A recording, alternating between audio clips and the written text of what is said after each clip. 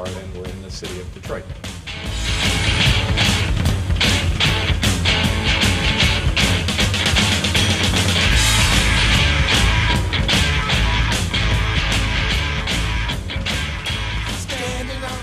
I often say if you want to rebuild a neighborhood, you're a lot better off starting with stuff people eat and drink.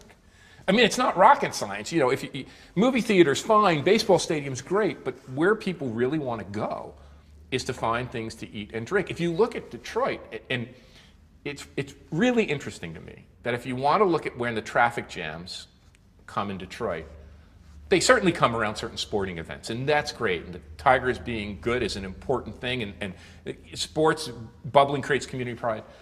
But the Eastern Market on Saturday morning, you know, we're sitting right at the outskirts of Eastern Market, this great market which built up around the food distribution system of Detroit. It's sort of amazing watching what's happened in Corktown with Slows and the coffee shop. There's so much of the urban fabric that's left. And really, if you look at the core, so many great buildings are left. And so much of this texture, and really, from an urban planning or architecture point of view, all it takes is some patching and stitching to infill the gaps. The great Jane Jacobs said it best: new ideas require old buildings. Look around.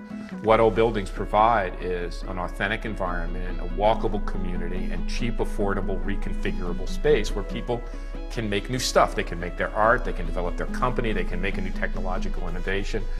And I think the seeds, not only, I think Detroit is way past its tipping point. It is coming back. And you can see how that's captivated national interest. It's not just, and it's important that people from Detroit rebuilt their city, but you can see it attracting creative people, energetic people, entrepreneurial people, like the people who use this space, this building. It's attracting them from all over the country and all over the world because they see the potential in reviving, being part of, not reviving, being part of the rebirth, the revival of a great American industrial city.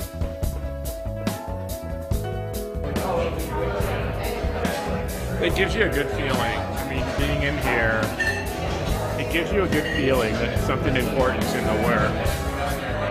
You know, it's real, it's not fake, it's not generic, it's not consumeristic. It just gives you a sense that we live in a good time.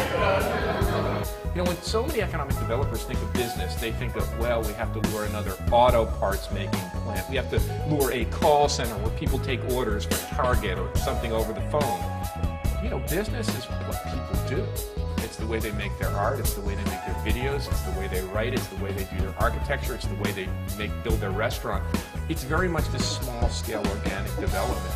So I think that's what rebuilding Detroit is about. And making it, and maybe the single best thing to do is just make space available to help the process of making cheap. I mean, that's, when we look at the history of cities, having cheap, affordable, reconfigurable space that can be combined and recombined close to other space, that's what drives development through all of human history. This isn't rocket science. So I think those are the things that the community can do. And I shouldn't say could, it's being done.